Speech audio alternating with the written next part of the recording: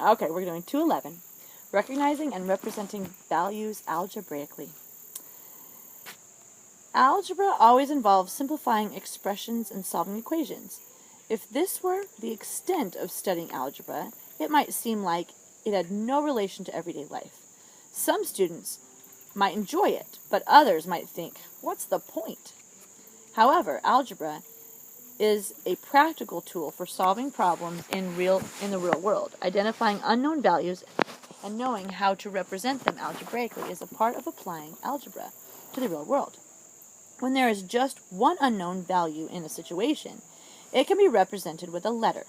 The letter chosen for the variable usually doesn't matter, but it can be helpful to choose one which reflects the name of the unknown value, such as T for time. Here are some examples of translating expressions which have a single unknown variable.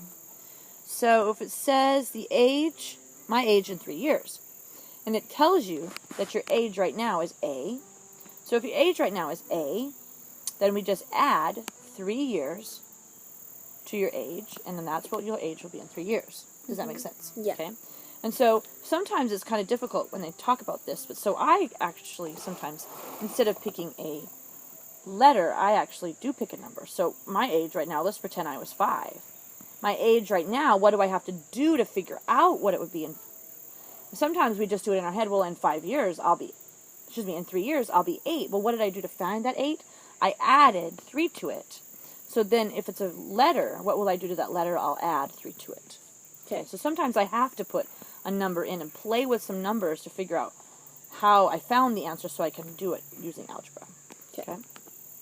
So to double the volume, and if V is the volume right now, to double the volume, I just double it. It means I multiply by 2. So I have 2V is if I double the volume. Okay. So if I wanted to take the square root of the distance, and if D is the distance right now, then the square root of that distance will just be the square root of D. Oh, okay. This is hard. And so far, so good. So then they're going to tell you in words, and we have to kind of pretend like we can't see the answers. The distance equals the product of rate and time, and they tell us that D is distance, R is rate, and T is time. And it says that the distance equals, and so we just kind of translate straight across, the product, and we have been doing these for a while, and product means multiply. So the product of rate and times, we can just put them right next to each other. We can put a times in between. Okay? So the area of a rectangle equals, and so they already told us in the example that A is the part for area. In the equals, we just translate it straight across. Is length times width, and so that's very straightforward because it tells us time. And when I'm writing my L's, a lot of textbooks write them in like lowercase. They write them lowercase, but they also make them italics. But it's hard for us when we're writing with our pencil to do italics, so I do a cursive so they don't know that it's not a 1. Okay. So length times width. The last one here we have interest, and they tell us that's I. The interest, and they're doing lowercase I. And I like to make a cursive again, just so that I don't accidentally call it over.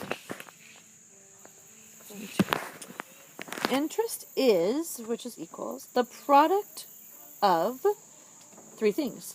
Principal, rate, and time. And principal is P, rate is R, and time is T. And you don't have to put the dots in between. I just did. Okay? Let's do some examples from the book over there. It says let's do number 2. Twice the sum of the length and width. And the instructions say translate the expression. The top ones that we were doing up here were expressions. The bottom ones down here were equations. What's the difference between an expression and an equation?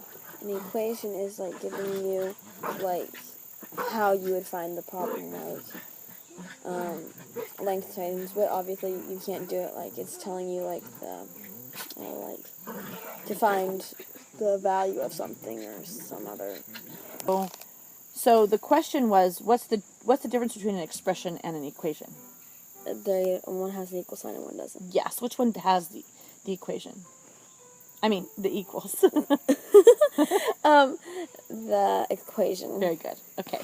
So these ones, you're going to translate having the expression, so you will not have it equals in these 1 through 8s. Okay. Okay. So for twice the sum of the length and width, we'd have like times width in parentheses, and then a 2 on the outside.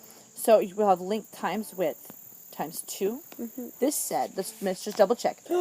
Twice the sum of the length and the width. So length and width are added. Added, very good. Okay.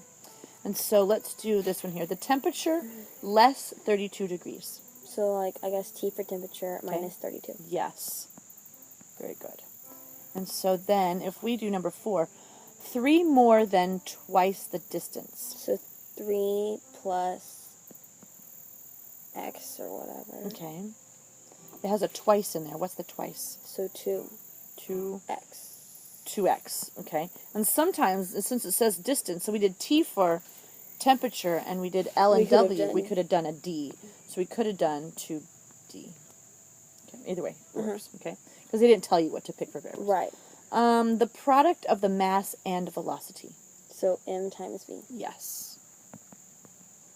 And twice your age in 5 years. So 2x plus 5. Very good. The cube of the area.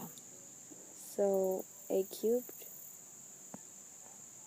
Yes. As opposed to, which one of these is it? The top one or the bottom one? None. Yes, this one. Okay. This would have been the cube root of the area. This is the cube of the area. Okay. Right. So then 32 added to 9/5 of temperature C. Oh, excuse me. One more time. 32 added to 9/5 the temperature C. I'm confused. Okay, that was confusing. So 32 added to 9/5 of the temperature C. So 32 plus 9/5 equals C. But that wouldn't be an yeah. Now would that be an expression? No, it'd be an equation. That's true. So we can't have an equals. And so it says of the temperature. What's of? So times C? Yes. So we'll just write a C there. Okay. Okay? All right. Got it. All right. We're done. Awesome.